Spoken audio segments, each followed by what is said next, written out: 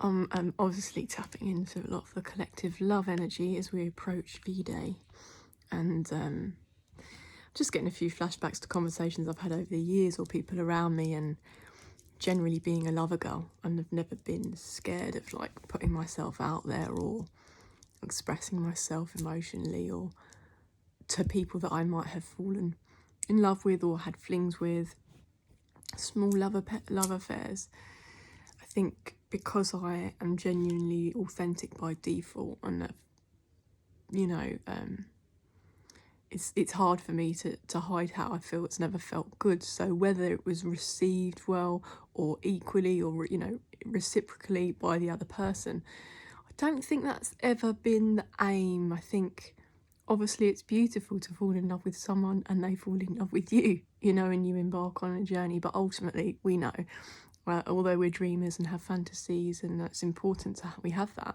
I'm an earth sign. I am rooted in the physical realm, and so once those feelings are expressed, and they're not reciprocated, it's not like I'm gonna go around holding out or waiting out. What I've realised over this weird journey, and other videos are coming out now that I've got stacked up, but I've been told to wait for certain things, but this one will probably go out before then because it's more generic, is that if you are, or if we consider ourselves oracles, or we do get messages, or we feel we're connected, genuinely we know, and whether they believe us or not doesn't really matter, connected to people and channel messages from their ancestors or channel certain things and have past life visions, and strange things occur, dream state as well,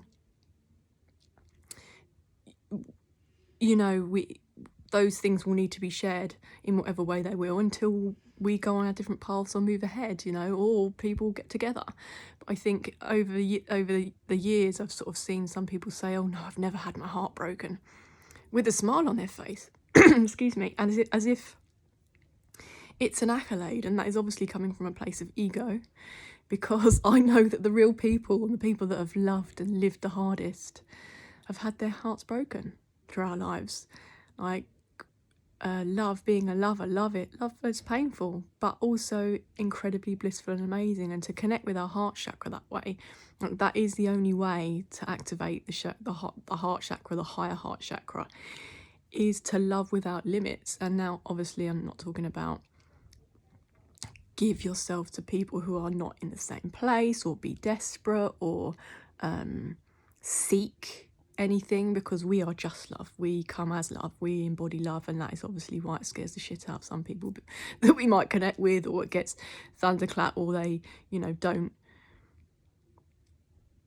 know how to identify the feelings when they come into connection with higher energies of pure love, because a lot of people have become,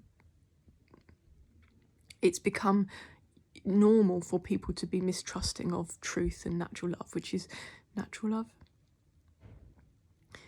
you know, which is a shame. But this is why everything's crumbling now. That's why Babylon is just a load of bullshit, because love is the eternal force, life force, and without that in our lives, we free fall into darkness. And so rooting ourselves in love, I'm not saying we don't have dark within, but I'm talking about constantly being at that lower vibration. It's just not, once we go into the dark and we master it, it becomes part of the higher elevation, because we're able to flow between the emotions and the realms without it controlling us. Again, I'm not saying I'm perfect, not saying, you know, something might arise and I might want to bite someone's head off or knock their block off. But we come in love. We don't ever invite violence or anything like that, but we're not pushovers just because we're lover girls or lover boys or whatever. However we, you know, interact with people that we desire or love. And, you know, it's important that we're aware of our obsessions, or being in a state of limerence. Like, I'm a lover girl. I know that when I'm in love, I come out with poetry. I just write, words tend to form. And it was new to me until recently, obviously, to have past life loves where visions and words and things would just spew out of me, and I did not know how to handle that, and might have been seen as messy as with people that I'm sharing it with, but I'm a real person. And I've only had an awakening for a couple of years, and so why I share, or why they tell me to share the videos, is because many of us are on a learning journey, and with these spiritual gifts that come through, and we'll master it in our own way. We do need to feel the pain in order to grow. And so with the love vibration being, well, I was going to say something and I thought, okay, we don't only celebrate love on this day that has been commercialised with red roses, and I mean, I love a rose, but you know, we share the love all year round. This just happens to be a public commercial sort of manifestation of the word love, and I hope that it doesn't get people expecting things and gifts, and oh, if he doesn't take me out, he doesn't do this, or she doesn't do that, then that's it. You know, that's clearly not a loving relationship, because there should be no expectations around anything, especially on a commercial crap Babylon day. But love itself as the emotion, for us to share that genuinely with another,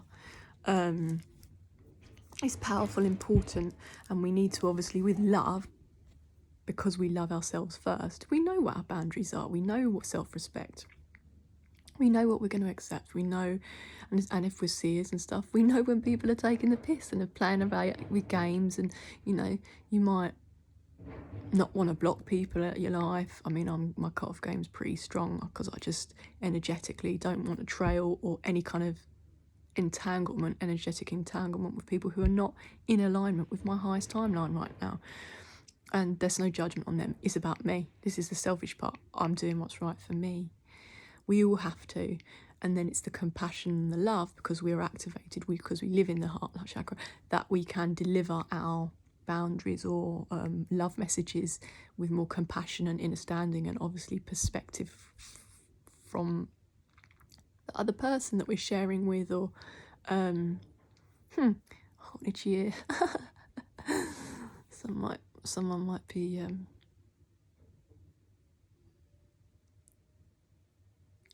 might be hearing gossip on the grapevine that they just need to not listen to at the minute.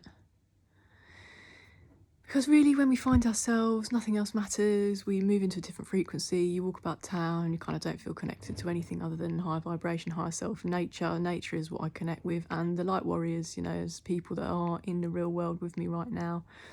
And that's okay if other people don't think that I'm in the real world. I'm happy for all the external judgments to continue, because that will crumble as Babylon falls, but not whilst it's falling. Like, you know, this stuff's not just going to vanish out of thin air.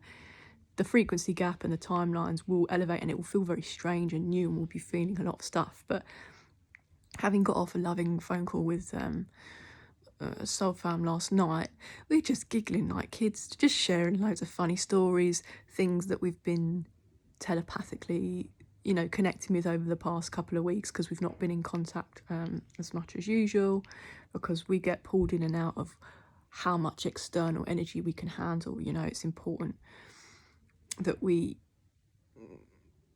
know our needs, and we can be vocal about when we can interact or not, when we can give and when we need to hermit and stuff. So, and it's beautiful today. London's just shining sun down on me, and I've been down the canal and touched the rays on my face. And Sunra's given me a big old smooch, which is what I needed. And yeah, just wishing everybody a beautiful, like, next couple of days and continuation. And whether you celebrate that day or not doesn't really matter, because one day, I mean, well, time now, as I said, it's just ever continuation. So let's find the love of self first. Never be scared of love or heartbreak. It's one of the most painful but magnificent feelings, because it means that we just loving and living and giving, but we're not desperate.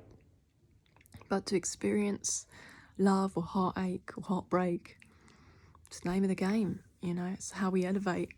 And because this is all a game, which I was going to start drilling, because this is a game, and, you know, the love of girls and boys, we're now winning. The people that are not worried about what that person says because you've expressed your love to him and he's turned his back on you, you know, it doesn't matter if rejection, whatever, we all know our sort of childhood trauma bonding and, you know, abandonment or rejection, but at the end of the day, the brave ones are the lovers, because I've got so much love to give, I can't hold it in. And so when I do find somebody that I know that I love or fall in love with, if I don't express that, I won't be able to be around that person.